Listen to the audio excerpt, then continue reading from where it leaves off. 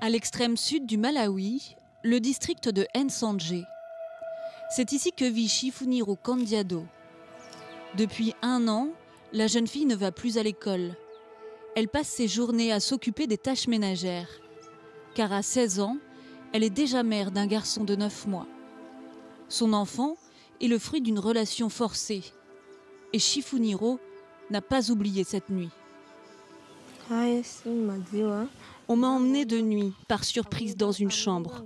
On m'a masqué le visage pour que je ne puisse pas voir ce qui allait se passer. Et puis un homme est entré dans la pièce. Il a commencé à me toucher. Je me suis débattue. À ce moment-là, une vieille femme m'a dit que je ne devais pas résister. Elle a dit que c'était notre culture et qu'il fallait l'accepter. J'ai vécu ça comme un viol. Chifuniro a été victime d'un viol. Ce rapport forcé, c'est un rituel accepté par les aînés. La coutume ne se pratique pas dans tout le pays. Mais ici, dans la région sud du Malawi, elle est très courante. Dès leurs premières règles, les jeunes filles doivent passer la nuit avec un homme désigné par leurs parents. Chifuniro est encore traumatisée par cet abus sexuel. Elle a le sentiment que son enfance a été volée. Je ne suis pas heureuse aujourd'hui, parce que j'ai été expulsée de l'école. Tout ça à cause de ma grossesse. Depuis, j'ai l'impression que c'est tout mon futur qui est condamné. Aujourd'hui, l'adolescente vit avec ce secret, car l'initiation est un rituel caché, un sujet tabou dont on ne parle pas. Seuls les initiés savent exactement ce qu'il s'y passe. Les hyènes, c'est comme ça que l'on appelle les hommes chargés d'avoir des rapports sexuels forcés avec les fillettes. Ils agissent la nuit pour préserver leur anonymat. Il est presque impossible de les rencontrer. Après de longues discussions, cet homme a accepté d'être filmé à condition de ne pas être reconnu. Mais pour évoquer ce sujet interdit, la parole reste difficile. Une hyène est un homme qui a été choisi par la communauté pour tenir ce rôle, pour les purifier. Purifier les jeunes filles après leurs premières règles, c'est le rôle de la hyène. Et cela passe par un rapport sexuel non protégé et forcé. Mal à l'aise, l'homme l'admet à demi-mot. Les filles ne sont pas heureuses de le faire, c'est vrai. Elles le font parce que c'est la coutume. Plus étonnant encore, pour passer la nuit avec une fillette sans son consentement, la hyène est payée. C'est un travail dont je suis fier. Et je suis payé pour. Par nuit, je peux gagner jusqu'à 10 000 kwacha. 10 000 kwacha, soit environ 11 $. Une somme importante. Dans le pays, la moitié de la population vit avec moins de 1 $ par jour. Mais les rituels ne s'arrêtent pas là.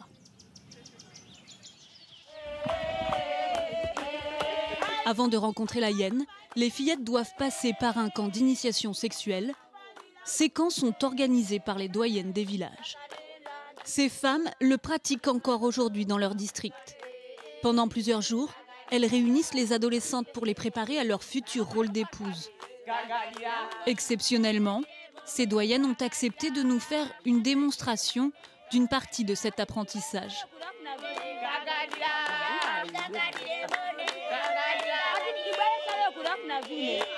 Les doyennes miment l'acte sexuel et elles encouragent les fillettes à suivre leurs mouvements.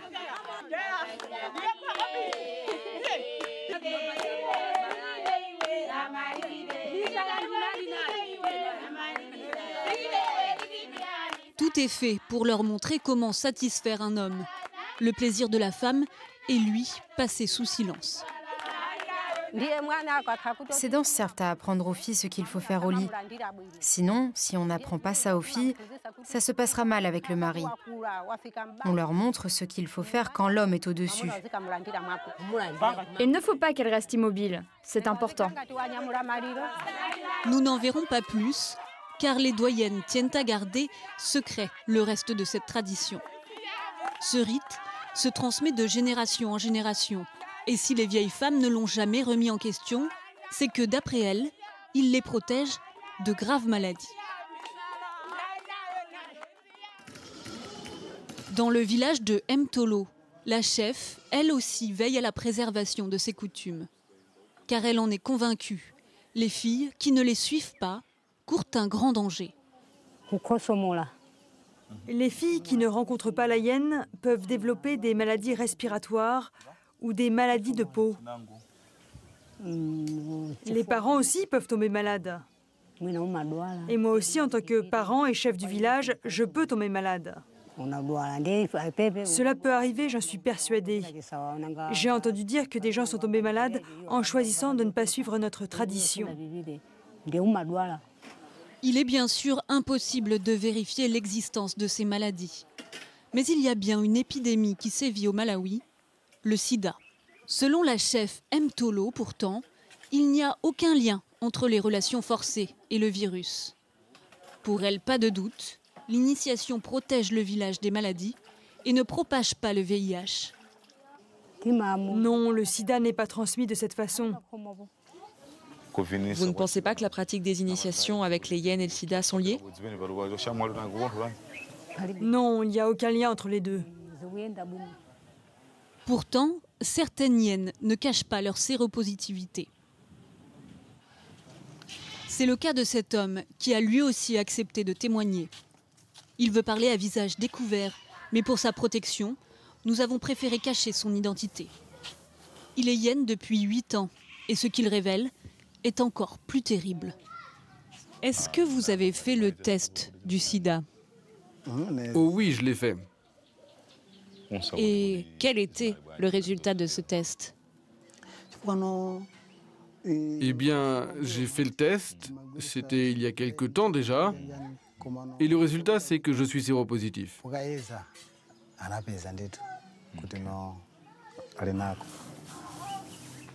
Est-ce que vous savez que vous pouvez transmettre le sida aux petites filles avec qui vous avez des rapports sexuels? Oh oui, je sais, mais c'est comme ça, c'est notre coutume. Au Malawi, 10% de la population est séropositive. Et la situation est encore plus grave dans le sud du pays. Ici, 16% des habitants sont infectés par le virus. C'est pour cela que l'État a pris la décision de lutter contre cette coutume il y a déjà 10 ans. Lilongwe, la capitale du pays. Au ministère du Genre et de l'Enfance, le problème est pris très au sérieux. Depuis 2006, les hyènes sont hors la loi et menacées d'arrestation. Ceux qui emploient des hyènes, désormais, savent ce qu'ils risquent. Ils peuvent être arrêtés. Donc, maintenant, les parents sont attentifs au fait que les rites d'initiation n'incluent pas la présence d'une hyène. Donc, clairement, c'est un phénomène en baisse. Mais il faut que vous vous rendiez bien compte que cette tradition ne disparaîtra pas d'un seul coup. Ce sera le fruit d'un long travail. Difficile en effet de faire respecter la loi dans les campagnes les plus reculées où le droit local prévaut. Le gouvernement le sait, les mentalités ne changeront qu'avec l'aide des chefs traditionnels. À Mulanje, au sud-est du pays, la chef Chikumbu est l'une des pionnières dans cette lutte contre les hyènes. Elles sont désormais officiellement interdites par la loi locale dans son district.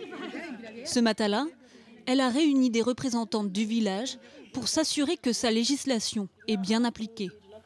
Et comme à chaque fois, ces femmes lui rapportent ce qu'elles ont constaté sur le terrain.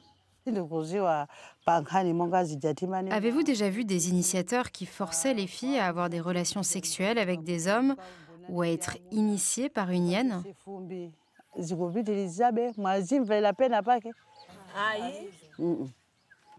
Et si la chef de village est si intransigeante, c'est parce qu'elle a une raison très personnelle de mener ce combat. J'ai aussi été initiée. C'était il y a longtemps, dans les années 60. J'étais jeune, j'avais 10 ans, et c'était affreux. Je n'ai pas compris ce qui se passait. J'étais trop jeune.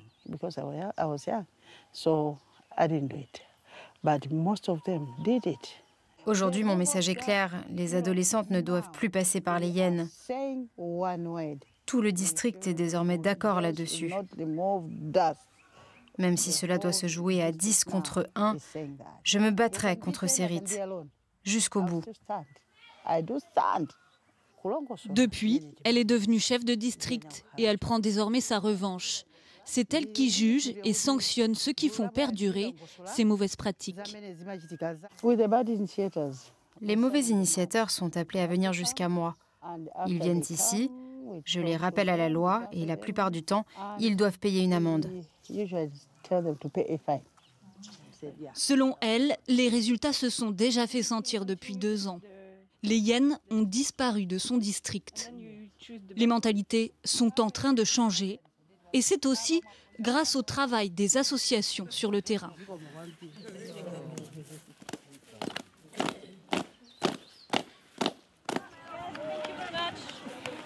Au pied du mont Mulanje, voici une école qui participe à la métamorphose du Malawi. Une fois par semaine, ces jeunes de 15 ans suivent un cours d'éducation sexuelle. Une grande première dans un pays où tout ce qui touche à la sexualité est encore considéré comme un tabou. Alors, aujourd'hui, notre leçon va porter sur sexualité et santé. Sexualité quoi ? Ici, on parle maladies sexuellement transmissibles, sida, préservatifs, un enseignement inédit. L'objectif, c'est la prévention des risques dus aux rapports sexuels précoces et non protégés. Maintenant, voyons. Comment les jeunes peuvent-ils éviter les grossesses et les MST ? Comment les jeunes peuvent-ils éviter les grossesses et les MST, c'est-à-dire les maladies sexuellement transmissibles ?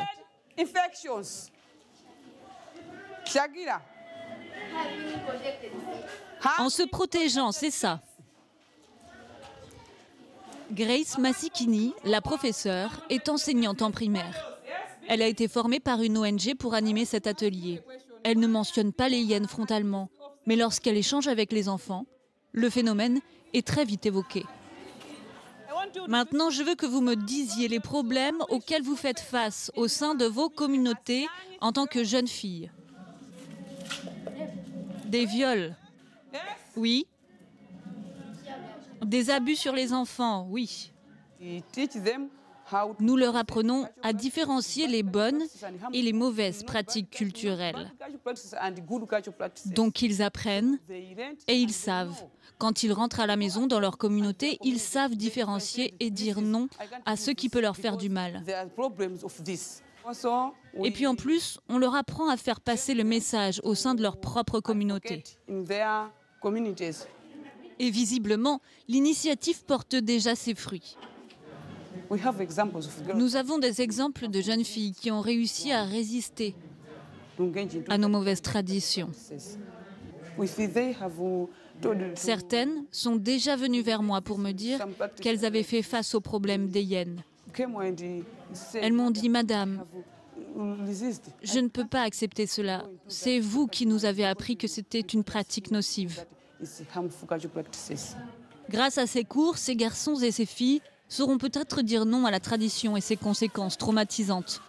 Mais cette prise de conscience est encore loin d'avoir atteint tout le pays. Retour à Nsanje. Ici, les hyènes sont toujours bien présentes. Et comme Chifuniro, beaucoup d'adolescentes en paient le prix fort. Il n'est pas rare que certaines d'entre elles tombent enceintes. Mais les hyènes ne reconnaissent jamais leurs enfants.